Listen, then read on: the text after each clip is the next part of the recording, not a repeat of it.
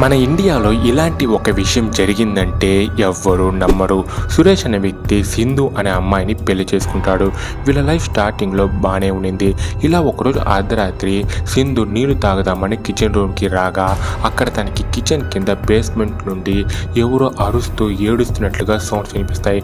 కానీ సింధు దాన్ని పెద్దగా పట్టించుకోకుండా తిరిగి వెళ్ళి నిద్రపోతుంది. నెక్స్ట్ డే మార్నింగ్ సురేష్ డ్యూటీకి వెళ్ళాక సింధు గార్డెన్లో బట్టలు ఉతుకుతూ ఉండగా తనకి గార్డెన్లో ఒక పాత డోర్ కనిపిస్తుంది. సింధు ఈ డోర్ ఇక్కడికి ఎలా వచ్చిందని ఓపెన్ చేస్తే లోపల కిందకి వెళ్ళడానికి స్టెప్స్ ఉన్నాయి. తను ఆశ్చర్యంగా లోపలికి వచ్చి చూస్తే లోపల ఒక మినీ రూమే ఉంది. అప్పుడే సింధుకి పెద్ద షాక్ ఎదురైంది. ఆ రూమ్ లో ఒక స్కూల్ పాపని కట్టేసి ఉన్నారు.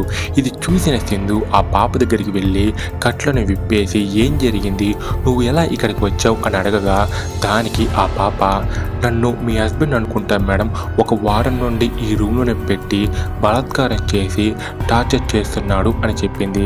వెంటనే సింధు పోలీసులకి ఫోన్ చేసి జరిగిందంతా చెప్పి తన హస్బెండ్ సురేష్ని అరెస్ట్ చేపిస్తుంది. అప్పుడే అందరికీ తెలిసింది సురేష్ ఒక సైకో అని.